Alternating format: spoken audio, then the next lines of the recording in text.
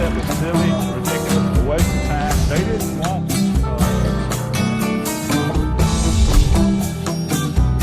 that's why they were so successful. That's why they got away. Made a living in very dangerous. This is really an integrated blue to all sides. Dianne Andrews in black and white.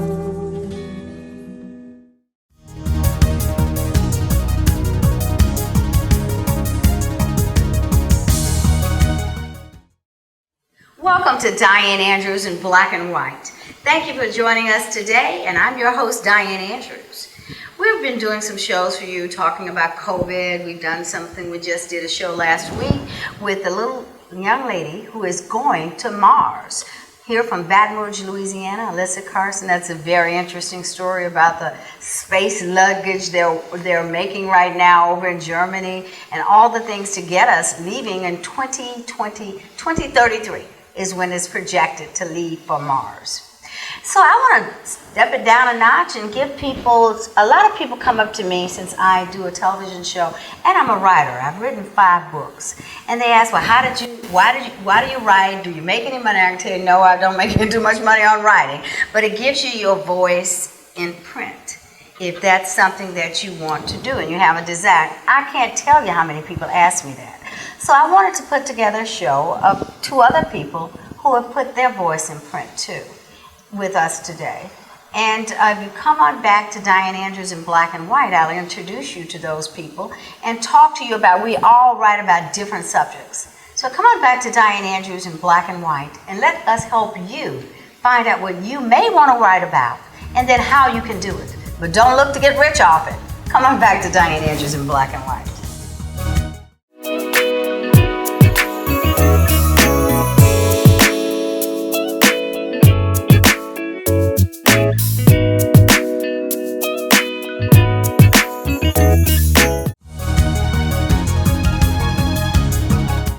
Thanks for coming back to Dianne Andrews in black and white with my 2 guests. We all, as I said earlier, write about different things. And all of us are self-published. It's very hard in the industry now to get a book published, unless you're lucky like J.K. Rowling with Harry Potter or some other people that Pete's going to talk to you about, know how to change the title to the right thing, how to satisfy a woman every time. What was the name of it, Pete? Astrological Love. Astrological Love. And someone told her to change the title, and she sells 1 million books. And like our former President Barack Obama, who made $21 million the first day with his book Promise something. He sold 1 million copies for him and made $21 million the first day. But we all aren't celebrities or former political personalities. So a lot of people, as I said, that come up to me, and I'm sure my other 2 guests. This is Pete Losavio. You all know Pete. He's been on my show multiple times. He is one of the only CELAs in Louisiana, certified elder lawyers in the state, of 500 in the country. And he's also a CPA and, as we know, a CFP and a couple other titles. He's got so many. And sitting next to him is someone new, a new friend of mine, Claston Bernard. And Claston is he's from Jamaica, and he is a former LSU track star. He also went to the Olympics. He is a decathlon Olympian. And he asked me when we were talking, I may ask him, what's decathlon? I thought it was just a thing that you throw. I didn't know that the decathlon was 10 events in 2 consecutive days. Of course, you know me, I went and looked it up. And 2 days, you do all these 10 events. It is amazing. So tell us about that, and then we can get into your books. One about you were born a winner, and did you always think you were a winner, Claston? Is that why you did you have that feeling? I know you told me you didn't grow up with a lot of money. But you went to the best schools because of your athletic prowess and other things. So tell me about Jamaica, and then let's go a little bit into the Olympian, and then into the wider books. Well, to be honest, to have the parents that I have, I would say I was a winner. Yeah, that's a winner. I love your mom. And to have a dad that's a hardworking person to learn from. Yeah. You don't have to have parents who are telling you to do things if they're showing you the way. And that's how my dad is. He was like, look, hey, I'm gonna get out each morning, 5 a.m. in the morning. We have cows we gotta go move about. We have the farm we have to take care of. then I have to go and build somebody's house. Yeah. And he'll come home in the evening tired, and then we'll have to go water the cows, clean the pigsty, look at the farm. So you grew up around that kind of routine. Right. So there's things that's instilled in you. And you go through life and you're like, wow, you know what? This is what it will take to succeed in life. Right. So for us, very similar to me. Neither one of my parents, you met my mother, very brilliant woman, but neither one of my mother and father had a college education, and we didn't grow up with any money, but they had morals. And they, my mother didn't work, but my father worked, and he had a couple of businesses. How did you get from Jamaica to LSU? Well, I had a dream to go to university. My dad sowed the seed of education early, and they invested in education. That was the way. Jamaica was destroyed by socialism in the 70s, and they're still dealing with it. When people go to Jamaica and wonder why is Jamaica the way that it is, it's because of socialism. It was a democracy up until the 70s, wasn't it? It still is. It still is. They say it's a democracy. Yeah, but the socialist policies took a hold in the 70s and created a lot of problems. So as it has all over the world. Yes. It hasn't worked anywhere. No, it hasn't. So my dad and my mom decided education would be the way. And I had a dream like reading. I read a lot of books growing up, and whether it was Mark Twain, whether it was what's the guy who write Dick Whittington, Definitely our history. You know our history better than a lot of So, people yeah, went to school here. I read a lot of American books, a lot of British books, and a lot of Middle Eastern books growing up. So, I was able to see the world, travel the world through those books, and understand that there was a world out there. But how do I get there? How do I get to college to be able to unlock those secrets? And I ended up in a very good school in Jamaica, and it's merit-based system. You don't just go there because your parents know somebody and have some money, because it's not athletic scholarships like you can get over here. No, you can't get any athletic scholarship there, at least when I was there. So I was there, and they have a very good library, and it's very rigorous. Were you always in track? When did you start that? I would say I started running track that's a part of Jamaica. So is it? That's right. I've seen. So Yeah. I was born a winner. I think I was 3 or 4 years old, and we were running track. We'd have sports day in basic school and then primary school. So you were exposed to it, and Olympics was a big thing. So I grew up, even though we didn't have television, I'd go to my aunt's house or my cousin's house to watch the Olympics. That's like Alyssa Carson. I just interviewed her. She told her father at 3 years old, I want to go to Mars. She's going to be the first one to go to Mars, on the space mission. Yes. We did a show with her last week. So what we'd do is basically, I'd go watch the Olympics, and it was exciting. So you wanted to emulate it, and these guys wanted to, guys who were in the 40s, 50s. You're known for track stars out of Jamaica, Yes, aren't you? there's a culture, yes. Yeah. And, just like here, basketball is just inbred. Track and field is just inbred there. So, and you never played it. Do they have football and basketball there? Because you're tall. Soccer, are you 6'6"? 6'4". 6'4", yeah. Yeah, but by the time I started playing basketball, I had other, I was passionate about soccer, I was passionate about track, and I was passionate about... Oh, you did play soccer? Yes, so it's pretty good soccer player. Your football, yeah. Yeah. But, I went to my high school, and while I was in my high school, in my third year in my high school, I was like, man, going to university in Jamaica is competitive and it's expensive. And at the time, the guy because my high school is run by students. Teachers only taught when I was there. So students, you are given responsibility from day one. You have responsibility all the way till you leave. Like what? What do you do? Responsibility to keep it you clean? Clean the dorm, make sure your bed is always tidy, your uniform. But then the guys so they didn't have to hire cleaning services. You did it. Yeah, except for the bathrooms. Okay. But like, say the guys who are 17, 18 years old, 16, 17, they're the ones who run the school. They control breakfast line, when we study. They monitor how we dress. We have our shoes and everything. Wow. So they monitor the school. So the teachers, their focus was to just go and prepare work. So the school, you have responsibility at every different level. And it's kind of like the military.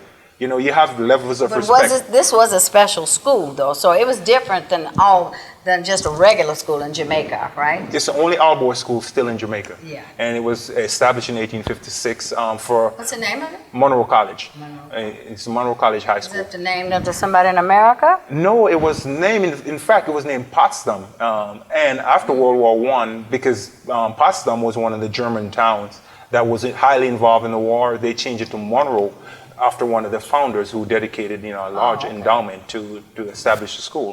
So the school was established in 1856 for poor boys in Jamaica who were gifted, and it had moved. By the time I got there, it was a school for gifted but wealthy. So it kind of gifted but not so wealthy. Yes. So Claston, how did you move from this gifted school to get a scholarship to go to LSU in America? All right. In my third year, I read a book written by Ben Carson, Gifted Hands. Oh, and yeah. that book just showed me, wow, I've learned so much about America by then. But it showed me that it didn't matter where you started out, you have opportunities.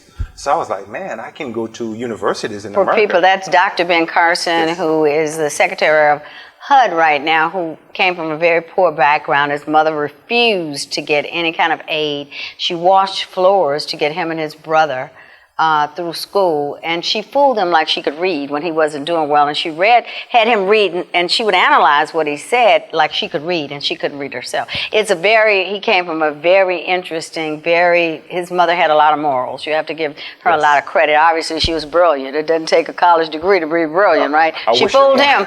I wish there were more people like that today. Yeah, today. Instead of hand me, give me.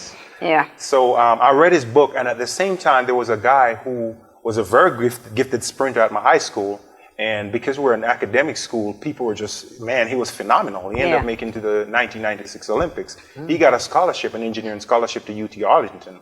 So when he got it, I said, that's my way out, because when I was in high school, I kept seeing the scholarship board, and the scholarship board, it has we have a lot of Rhodes Scholars coming out of my high school. In fact, I think we have the most Rhodes Scholars coming out of the high school anywhere in the Rhodes Scholars out of that high school. Yes. Wow. So I was looking at that, and I was like, man, that's my way. That's my pathway. So I started really taking track and field really serious. And, my academics suffered, but not enough for them to say, you can't stay here, because after 3 years, if your academics are not good, they're like, oh, you got to go. So you have to maintain a 3.0 or higher. No, it's a different system there. Oh. But when you translate, it'd be like 3 point something. Yeah. At least 3.5, whatever the case was. And once I saw that opportunity, I started plotting my way, whatever I needed, what were the requirements to get where I needed to be. And by the time I got to my last year at LSU, I had like 21 scholarship offers. Because your last year in high school? Yes. To get to LSU, okay. Yes. So I ended up getting like 21 scholarship offers. Why LSU? Why Baton Rouge? Well, I wanted somewhere where there were athletes who could kick my butt. And LSU had a lot of good people. A lot of good athletes. Sprinters, jumpers, pole vaulters, throwers. Well, Pete, you went to LSU. They're known for athletics, right? Correct. You never played athletics over at LSU, huh? No. Yeah. Plus, when I visited LSU, I had 5 visits, and I came to LSU and... Did they pay for you to come all 5? No, they were paying for me to go on 5. But when I came here in Baton Rouge in April in '97 to visit, the weather was perfect. It was like in the 60s. In April, that's the best. Spring is the best time of the year. And I was like... Not a lot of humidity? Yeah. I said, this is a place I want to be. Yeah. I want to be in this place. This is going to be it. And I said, I'm not going on any other visits. Yeah. This is it with LSU. So what year did you all go to the Olympics? I went in 2000 and also 2004. Okay. Now, when did you write the first book, which is about God, right?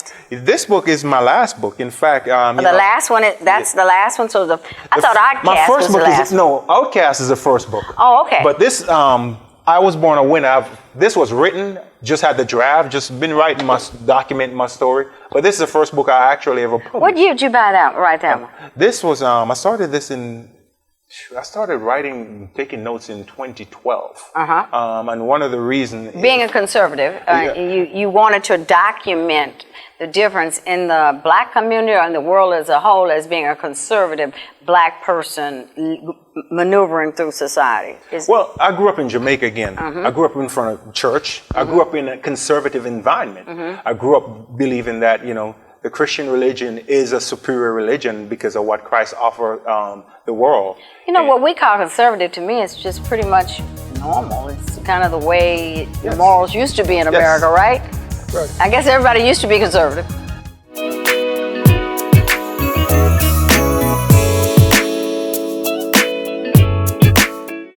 Let's move a little bit over to about Pete's book, and we're going to kind of go back and forth.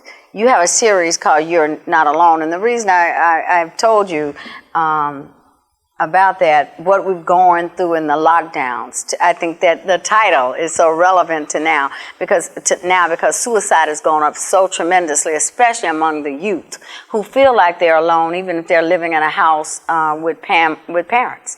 I was looking at something the other night on television, and this guy was just crying. His son had killed himself at 15.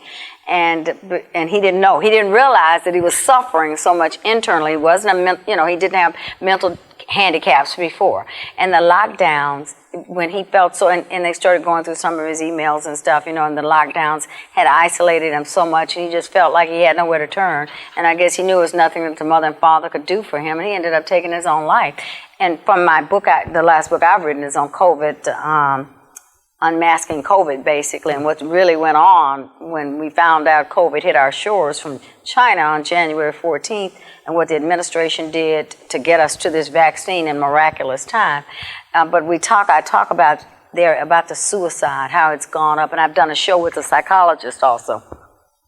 So, Pete, I know your book is about dementia. You're not alone. It's about the caregiver dealing with someone with Alzheimer's. And people don't know there is a different... dementia is the umbrella for traumatic brain. I was in healthcare, and I kind of know that, too. Like Alzheimer's fits under dementia. Right. There are a lot of different forms of dementia. Yeah, I think it's kind of the reverse in the lay world. They use the word Alzheimer's to cover all the... That's right.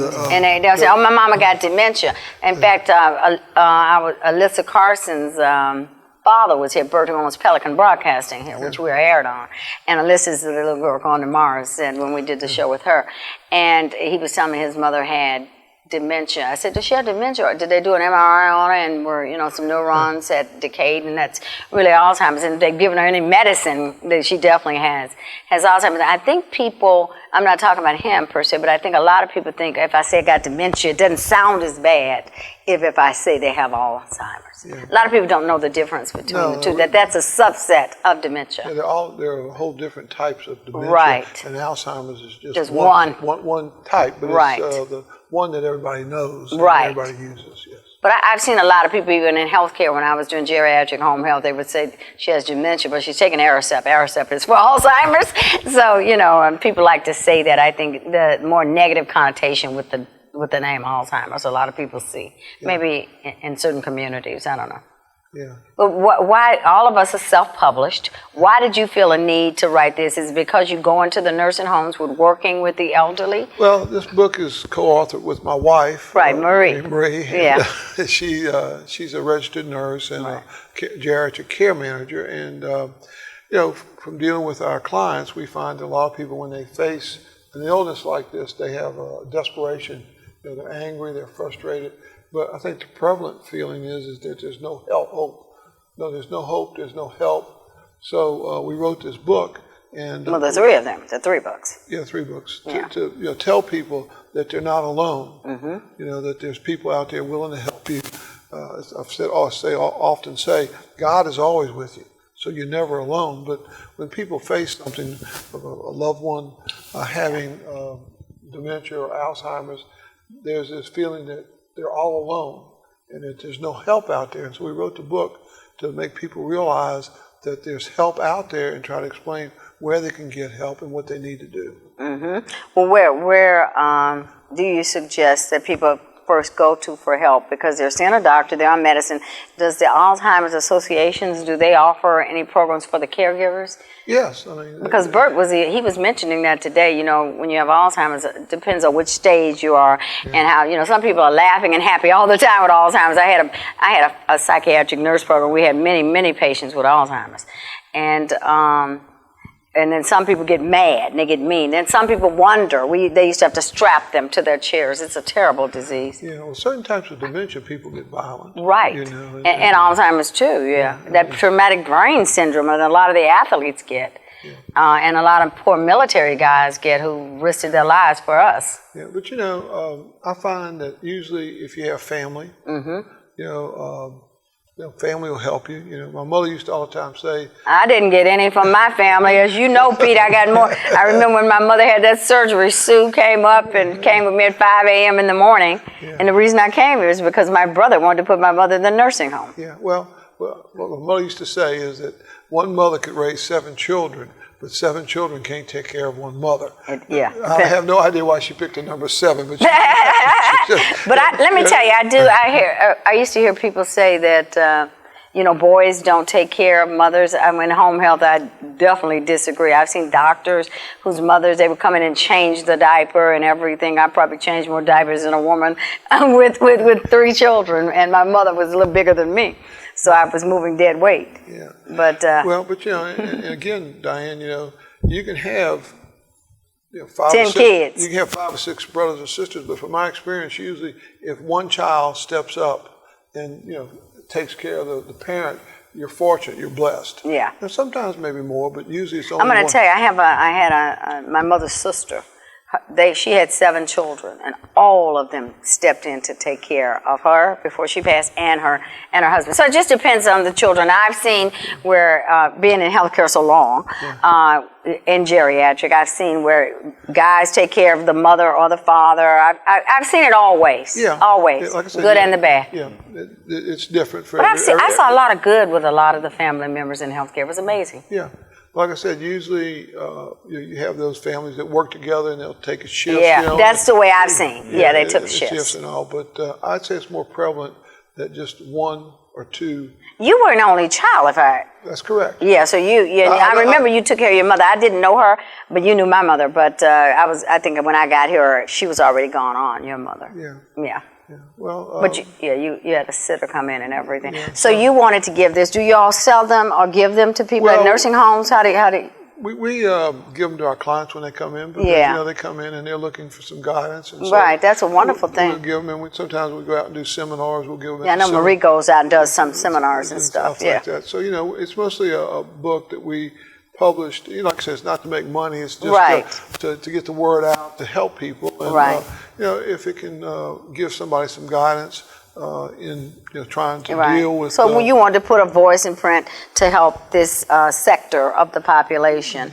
And I don't know me, I just said I have 5 books, 2 are fiction, and one's an inspirational with General Honoré Lola Falana, her only book she's ever been in, Gumbo for the Heart. Bill Cassidy, Senator Cassidy's in his book, Warwick Dunn's in this book, the football player, and what he went through, with his mother, a police person being killed. Yeah, it was terrible. It was terrible, and he took over for those 8 children, and he became the oldest, and so I just wanted to document theirs. And Lola Falana, I was really happy to get. The mayor of Houston's in here, Bill White, General Honoré put them damn guns down in New Orleans, the general who saved New Orleans. So this is a book I'm really proud. And I wrote this. My first book, Third Man Out, was just a story in me.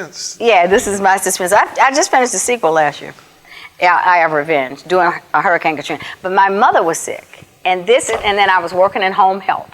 And I would take care of her, and then when she went to sleep, it took me to a different world. And I created the man of my dreams. So if anybody wants to know what I'm looking for, it is in this book, Third Man Out. That is my guy right there that I created. Nolan is his name. And last year I finished the sequel to that, I Have Revenge, that happens during Katrina, where I won't tell you what, but it's the sequel to Third Man Out, and I've done this in the interim, and then I have written 500 inspirational, and this is one I wrote for people to put in your pocket. This has 80 in it, and I named it Getting to Your Rainbow, and this one is more helpful. This is a roadmap for people on drugs, not people on drugs, on medications and over-the-counters to take for COVID. How to wear a mask, what kind are better, how to use that. And it gives you, it's a roadmap to help you maybe save your life or someone's life. But it also tells you what this administration has done to save all of our lives. And it's a lot. About 200,000 people were involved in Operation Warp Speed. And all the misnomers. That's why I named it Cover Up ID 2019, because there's been a major cover-up in society. You don't get to a vaccine in 10 months if you weren't doing the right job. This is the first time in human history that a vaccine has been made, and it's because we use the mRNA technology. Do you all want to cast, and you've done Outcast, that was first about being a black conservative, and in the world we live in, and even being an outcast among black people. The minorities, right? And yes. Us being, because I'm pretty conservative too, I'm an independent. And then the other one is Born a Winner, and you knew you were born a winner.